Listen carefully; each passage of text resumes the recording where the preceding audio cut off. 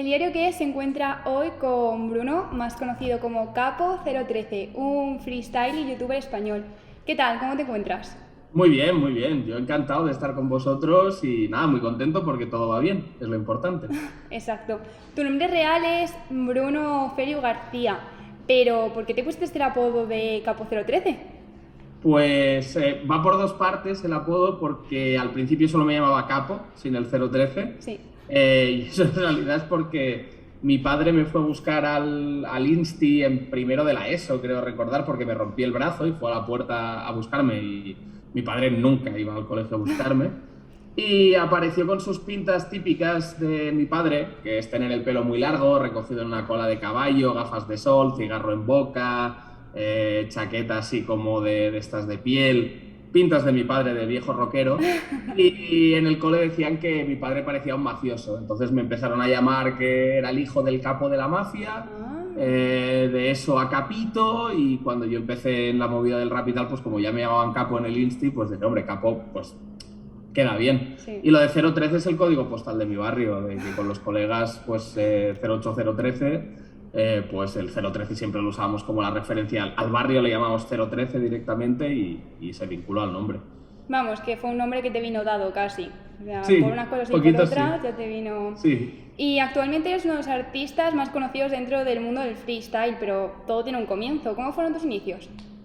Pues yo arranqué en el free, bueno, como casi todos los de mi generación, que yo al final tengo 30 años y pues los que nos empezamos a interesar en el rap muy de chavalillos, todos vimos la película de Eminem, la de 8 Ujú. Mile, 8 millas, y ahí, claro, ahí aparece por primera vez pues una batalla de Sí. gallos, no una batalla de MCs, y nos llamó mucho la atención, tanto a mí como a todos los colegas que también les molaba el rap y tal, pero luego en 2005, porque eso es más o menos 2002-2003, lo de la peli de Eminem, en 2005 aparece la Red Bull Batalla de los Gallos y vemos que eso que habíamos visto en una peli de cine de Ah, Eminem, pues existe en España, en castellano, y ahí empieza pues un vicio que luego se convierte en profesión, ¿no? claro, sí. Y justo a raíz de esto, tú en el 2008 te presentaste por primera vez a la Red Bull de Barcelona. ¿Cómo viviste esa experiencia?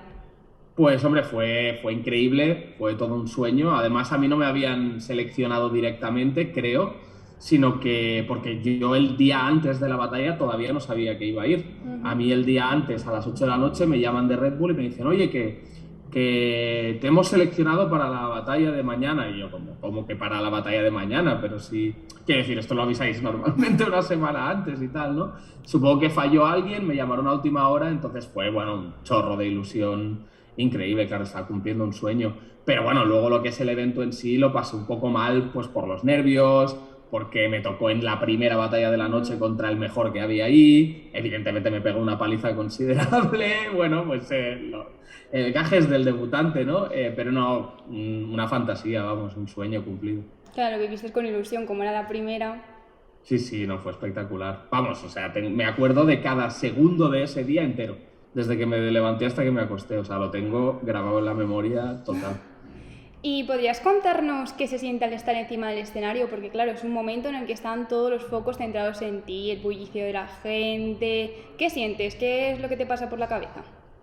Bueno, en realidad, o sea, no es lo mismo lo que sientes cuando sales al escenario que cuando empiezas ya a rapear tú. O sea, todo el rato en el que tú no estás rapeando, sí que es verdad que hay una parte como de dopamina, ¿no? Muy bestia que se te dispara todo y tu cuerpo reacciona a todo mucho más de lo normal, porque claro, muchísima gente que grita tu nombre, que te Sí. saluda, que te festeja los focos, todo el montaje, la producción, ¿no? Quiero decir, es como una sensación de, joder, soy una puta estrella y en verdad, pues no, ¿sabes? Luego te vuelves a tu casa en metro, pero en ese momento te lo flipas bastante, ¿no? Sí. Y luego es verdad que en el momento en que empiezas ya a improvisar es como un trance, eso ahí no piensas en nada porque tienes todo tu cerebro funcionando única y exclusivamente para lo que va a salir por tu boca mientras rapeas. Entonces ahí sí que es verdad que los estímulos que tienes alrededor siguen siendo los mismos, pero los lees como estímulos para crear cosas. Es diferente, es como una mancha creativa, no es como una cosa que te impresione más o menos, sino que ya es todo como energía para improvisar, improvisar, improvisar. Sí. ¿Y nunca has tenido miedo a quedarte en blanco? Bueno, va con el oficio, te puedes quedar en blanco, tampoco pasa nada, pero normalmente, o sea, lo bueno de cuando compites a ese nivel es que ya estás lo suficientemente rodado como para que los blancazos o las trabadas te duren segundos, ¿sabes? Claro, Que sea una cosa casi imperceptible, que bueno, que se nota, pero que hagas un y arranques otra vez y ya de cero. Claro, sí, claro, a sí. mí de hecho en mi primera batalla nada más empezar lo primero que hago es trabarme estrepitosamente. O sea, es lo primero que hago, pero bueno, ya vas con la mentalidad de puede pasar, no pasa nada, el público sabe que puede pasar también y Claro, pa'lante. es Sí, sí. entendible, sí. ¿Y qué piensas sobre el boom que está teniendo el freestyle en estos últimos años? Porque claro, hay que tener en cuenta que tú llevas en el mundillo desde que empezó esto y no era tan conocido. Sí, Entonces, ¿qué sí, piensas sobre sí. esto? Hombre, yo pienso que es la hostia, sobre todo desde el punto en el que hemos podido empezar a capitalizarlo, ¿no? Ujú. Porque ya no por una cuestión económica o una cuestión de me gano la vida haciendo lo que me gusta, que está guay, pero a la vez también tiene su parte mala, porque deja de gustarte tanto como cuando no es tu trabajo. Cuando lo hacías por hobby. Claro, pero sí que tiene una parte brutal a nivel de decir, hostia, es que, o sea, hay muchísima gente en el mundo que está valorando lo que hacemos, ¿no? Y Sí, eso, y hay mucha gente que le hace muy feliz, hay mucha gente que lo consume y se le pasan las horas volando de un día que igual no tenía nada que hacer, hay gente que va al evento en directo y es el mejor día del año para él, entonces quiero decir, en ese sentido de que lo que tú hagas signifique algo para tanta gente, incluso para industrias, marcas o proyectos grandes, pues es muy bonito y muy gratificante, ¿no? Porque pues sientes que sirves para algo en la vida, que creo que a todos nos gusta, ¿no? pues Esa sí. sensación de estar funcionando. ¿Y por qué creéis que conectáis tanto con con los chicos jóvenes, sobre todo? Bueno, porque creo que cuando eres, o sea, creo que el freestyle en realidad cuando tú empiezas sirve mucho ya fuera de la competición, ¿eh? Ya ponerte a improvisar y tal, sirve muchísimo yo creo para expresarte y seguramente es una forma en la que a veces te expresas más sinceramente que cuando te preguntan o con menos miedo como cuestionándote menos tu discurso propio, ¿no? Sí, Y es más sincera y es más transparente. Yo creo que los chavales en ese sentido no están acostumbrados, tú a 10, 14, 15 años igual no estás tan acostumbrado a consumir un producto musical o un videojuego, lo que sea, ¿no? Donde la gente que ves hacer lo que hace sea tan transparente en ese sentido, tan sincera y te puedas identificar con tantas cosas. O sea, yo creo que con el mundo del streaming o con YouTube pasa un poco lo mismo. Es un producto que está hecho en un lenguaje joven, que no se hace claro. pesado, que no es difícil de entender, pero que dicen, hostia, esto me interesa más que leerme un libro de 2000 páginas, que luego ya te interesará, ¿no? Pero que igual con 13, 14 años, pues hay mucha gente que le cuesta, ¿no? Todavía, y son productos de más fácil consumo y en ese sentido, pues también te descubren un montón de cosas sobre ti mismo. Sí. Y ahora que mencionas tú mismo YouTube, la palabra YouTube, últimamente eres un gran aficionado a YouTube, subes vídeos casi diariamente. ¿Cómo es que te dio por crear tu propio canal de YouTube?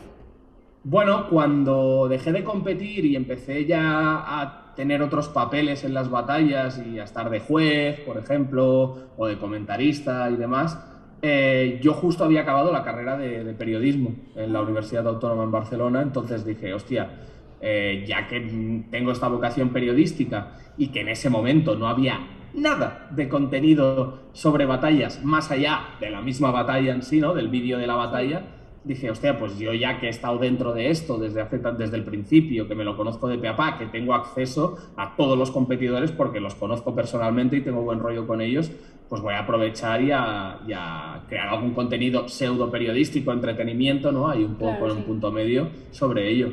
Y así estamos, llevo ya 6 años con el canal. ¿Y qué podemos encontrar en tu canal?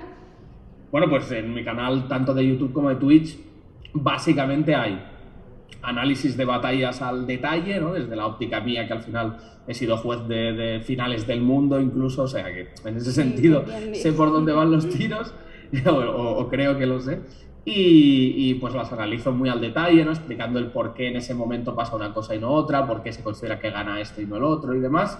Luego tengo entrevistas también, Ujú. y luego, pues, cosas mucho más de IRL, ¿no? De in real life, pues, charlando sobre cosas que me Sí, han pasado, hablando con gente, con colegas míos de la vida y de lo que sí, pase, ¿no? De lo una que nos variedad, ¿no? Podemos apetezca. Sí, encontrar en tu variety, sí, canal. sí. ¿Y qué significó para ti ganar la Hypnotic Festival en el año 2012?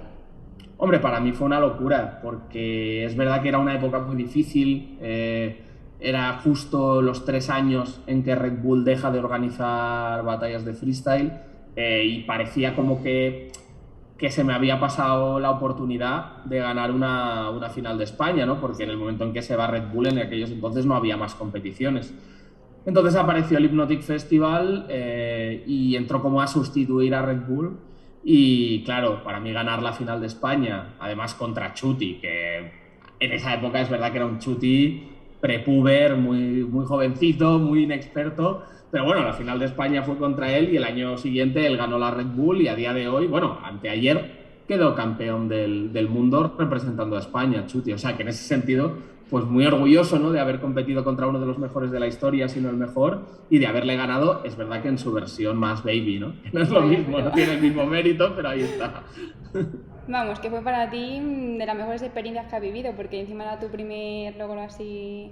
Sí, sí, no, claro, para mí fue un chute de adrenalina, de ilusión y me dio mucha confianza en mí mismo a la hora de competir aquello, ¿no? Lo que es verdad que eran otros tiempos, las carreras también duraban menos, pero bueno, yo fascinado, vamos, con conseguirlo y además en mi ciudad, delante de mi gente, y que fue bajarme al público y están todos mis colegas del barrio ahí, ¿no? Sí, Que eso sí. también, pues, mola Sí, bastante. apoyo.